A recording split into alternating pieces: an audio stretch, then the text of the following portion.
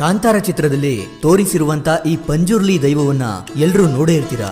ಆದ್ರೆ ಆ ದೈವದ ಅಸಲಿ ಸತ್ಯವೇನು, ಆ ದೈವ ಎಷ್ಟು ಶಕ್ತಿಯನ್ನ ಹೊಂದಿದೆ, ಎಂತೆಂತ ಪವಾಡಗಳನ್ನ ಮಾಡುತ್ತೆ ಅಂತ ಕೇಳಿದ್ರೆ ಇಂದಿನಿಂದಲೇ ನೀವು ಕೂಡ ಅದರ ಭಕ್ತರಾಗ್ತೀರಾ.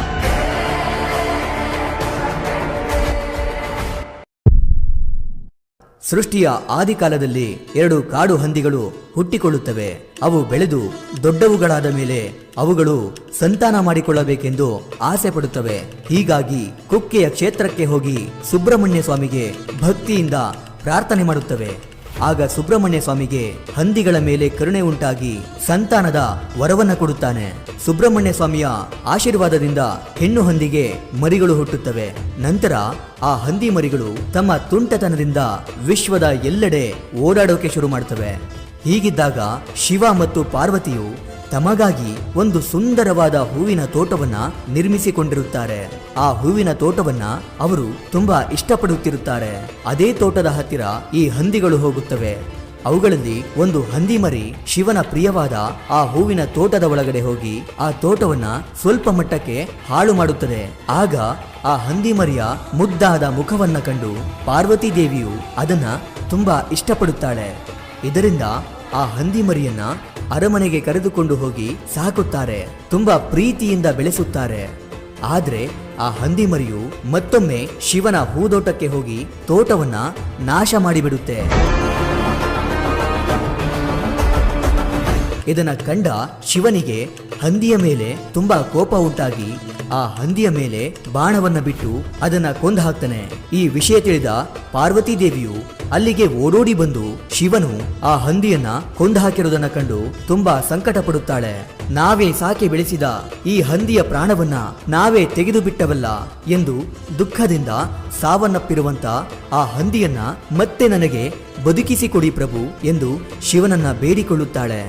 ಆಗ ಪಾರ್ವತಿಯ ದುಃಖವನ್ನ ಗೋಳಾಟವನ್ನ ಕಂಡು ಶಿವನು ಆ ಹಂದಿಗೆ ಮತ್ತೆ ಜೀವವನ್ನ ಕೊಟ್ಟು ಅದನ್ನ ಬದುಕಿಸುತ್ತಾನೆ.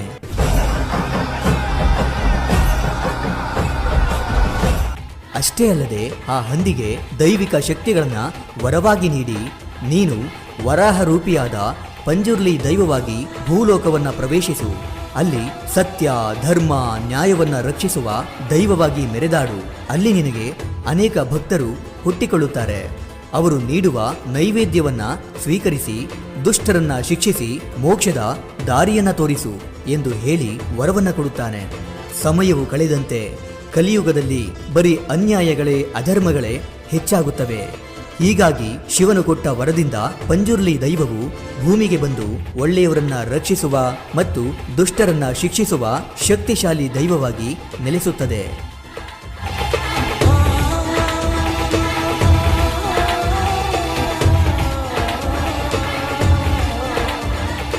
ಪಂಜುರ್ಲಿ ದೈವವು ತುಳುನಾಡಿನ ಬಹುಪಾಲು ಮನೆಗಳಲ್ಲಿ ಪೂಜಿಸುವಂತ ಪವಿತ್ರ ದೈವವಾಗಿದೆ.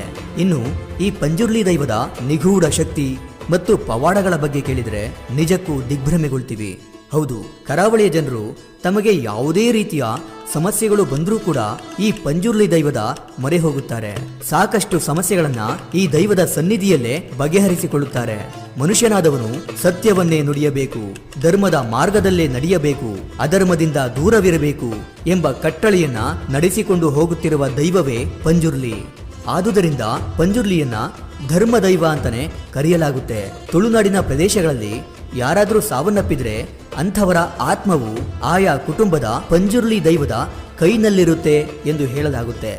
ಸಾಮಾನ್ಯವಾಗಿ ಕುಟುಂಬದಲ್ಲಿ ಯಾರ ಮೇಲಾದರೂ ಪ್ರೇತಾತ್ಮಗಳ ಬಾಧೆಯಾದರೆ, ಅಂದ್ರೆ ಯಾವ ವ್ಯಕ್ತಿಯ ಮೇಲಾದರೂ ಪ್ರೇತಗಳು ಅಥವಾ ಪಿಶಾಚಿಗಳ ಪ್ರಭಾವ ಇದ್ರೆ ಮೊದಲು ಅವರ ಬಗ್ಗೆ ಪಂಜುರ್ಲಿ ದೈವದ ಹತ್ತಿರ ಕೇಳುವಂತ ಕ್ರಮವಿದೆ.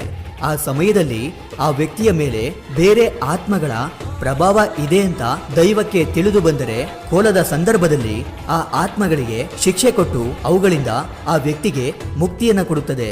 ಹಾಗೆಯೇ ಕುಟುಂಬದಲ್ಲಿ ಗಂಭೀರ ಕಲಹಗಳಿದ್ರೆ ಅದರ ಬಗ್ಗೆ ಮೊದಲು ಪಂಜುರ್ಲಿ ದೈವದ ಹತ್ತಿರ ನ್ಯಾಯವನ್ನ ಕೇಳಲಾಗುತ್ತೆ. ಕೋರ್ಟುಗಳಲ್ಲಿ ಕೂಡ ಬಗೆಹರಿಯದಂತ ಸಮಸ್ಯೆಗಳನ್ನ ಪಂಜುರ್ಲಿ ದೈವವು ಬಗೆಹರಿಸಿದ ಅದೆಷ್ಟೋ ಉದಾಹರಣೆಗಳಿವೆ. ಹೀಗೆ ಪರಶುರಾಮ ಸೃಷ್ಟಿಯ ತುಳುನಾಡಿನಲ್ಲಿ ಪಂಜುರ್ಲಿ ದೈವವು ಹೆತ್ತರೆ ತಾಯಿಯಂತೆ ಕಾಪಾಡಿದರೆ ಮಾವನಂತೆ ಪ್ರತಿ ಕುಟುಂಬದಲ್ಲೂ ಆರಾಧಿಸುವಂತ ದೈವವಾಗಿ ನೆಲೆಯೂರಿದೆ. ಹೀಗೆ ಒಂದೊಮ್ಮೆ ಪಂಜುರ್ಲಿ ದೈವದ ಕೋಲ ನಡೆಯುವಂತ ಸಂದರ್ಭದಲ್ಲಿ, ಅಂದ್ರೆ ಆ ದೈವದ ನೃತ್ಯ ನಡೆಯುವಂತ ಸಂದರ್ಭದಲ್ಲಿ ದೈವ ನರ್ತಕರು ನರ್ತನೆ ಮಾಡುವಾಗ ಇದ್ದಕ್ಕಿದ್ದಂತೆ ಒಂದು ಮನೆಯ ಎದುರಿಗೆ ನಿಂತು ನರ್ತನೆಯನ್ನ ನಿಲ್ಲಿಸಿ ಆ ಮನೆಯ ಕಡೆಗೆ ನೋಡುತ್ತಾ ಈ ಮನೆಯ ಬಾಗಿಲಲ್ಲಿ ಯಮನು ಬಂದು ನಿಂತಿದ್ದಾನೆ.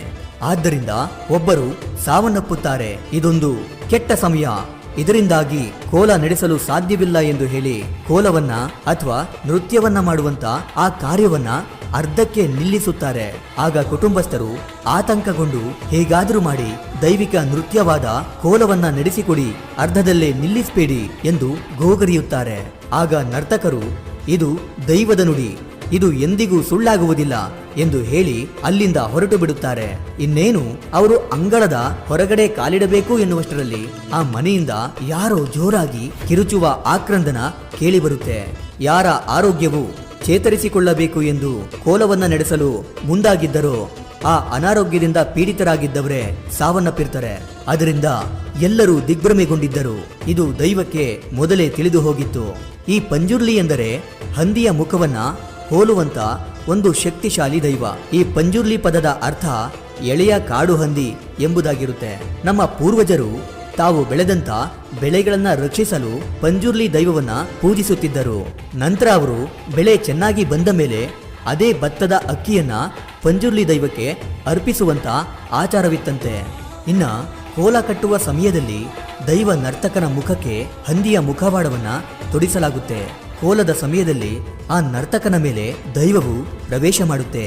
ಆಗ ಆ ನರ್ತಕ ಹೇಳುವ ಪ್ರತಿಯೊಂದು ಮಾತು ಕೂಡ ನಿಜವಾಗುತ್ತೆ, ಅದೆಲ್ಲವೂ ಸತ್ಯ ಎಂದು ಹೇಳಲಾಗುತ್ತೆ. ಹಾಗೆ ಈ ಪಂಜುರ್ಲಿ ದೈವದ ಎಡಗಣ್ಣನ್ನ ನೋಡುವುದರಿಂದ ಯಾವುದೇ ದುಷ್ಟ ಶಕ್ತಿಗಳ ದೃಷ್ಟಿ ಏನಾದ್ರೂ ನಮ್ಮ ಮೇಲೆ ಬೀರಿದ್ದರೆ ಆ ಎಲ್ಲಾ ದೃಷ್ಟಿಯು ನಾಶವಾಗುತ್ತಂತೆ. ಇದೇ ಕಾರಣಕ್ಕೆ ಬಹಳಷ್ಟು ಜನರು ಆ ದೈವದ ಎಡಗಣ್ಣನ್ನ ನೋಡೋಕೆ ತುಂಬಾ ಕಾತುರದಿಂದ ಕಾಯುತ್ತಾರೆ. ಪಂಜುರ್ಲಿ ದೈವದ ಎಡಗಣ್ಣನ್ನ ನೋಡೋದ್ರಿಂದ ನಾವು ಜೀವನದಲ್ಲಿ ಅಭಿವೃದ್ಧಿಯಾಗ್ತೀವಿ ಅನ್ನೋ ನಂಬಿಕೆ ಇದೆ. ಅಷ್ಟೇ ಅಲ್ಲದೆ ಪಂಜುರ್ಲಿ ದೈವದ ನರ್ತನೆ ಮಾಡುವಂತ ವ್ಯಕ್ತಿಯ ಉಸಿರು ಕೂಡ ಕೋಲದ ಸಮಯದಲ್ಲಿ ನಮ್ಗೆ ತಾಕಿದ್ರೆ ಅದು ಒಂದು ಅದೃಷ್ಟ ಅಂತಾನೆ ಹೇಳ್ತಾರೆ. ಯಾಕಂದ್ರೆ ಅದರಿಂದ ಅನೇಕ ಸಮಸ್ಯೆಗಳು ನಿವಾರಣೆಯಾಗುತ್ತವೆ ಎಂಬ ಬಲವಾದ ನಂಬಿಕೆಗಳಿದೆ. ಈ ವಿಡಿಯೋವನ್ನ ಮಾಡುವಾಗ ಹಲವಾರು ಕಡೆ ಮಾಹಿತಿಗಳನ್ನ ಹುಡುಕಿ ಆ ದೇವರ ಬಗ್ಗೆ ಚೆನ್ನಾಗಿ ತಿಳಿದುಕೊಂಡಿರುವವರ ಹತ್ತಿರ ಮಾಹಿತಿಯನ್ನ ಕೇಳಿ ಈ ವಿಡಿಯೋವನ್ನ ಮಾಡಿದ್ದೇನೆ. ಇದರಲ್ಲಿ ಏನಾದ್ರೂ ಚಿಕ್ಕ ಪುಟ್ಟ ತಪ್ಪುಗಳಿದ್ರೆ ದಯವಿಟ್ಟು ಕ್ಷಮೆ ಇರಲಿ. ಈ ವಿಡಿಯೋ ನಿಮ್ಗೆ ಇಷ್ಟ ಆಗಿರುತ್ತೆ ಅನ್ಕೊಂಡು ಮತ್ತೊಂದು ಹೊಸ ವಿಷಯದೊಂದಿಗೆ ಮತ್ತೆ ಬರ್ತೀನಿ. ಕೊನೆಗೆ ನನ್ನ ಈ ಶ್ರಮಕ್ಕೆ ನಿಮ್ಮಿಂದ ಬಯಸೋದು ಕೇವಲ ಒಂದು ಮೆಚ್ಚುಗೆಯನ್ನ ಮಾತ್ರ. Anyway, thank you for watching.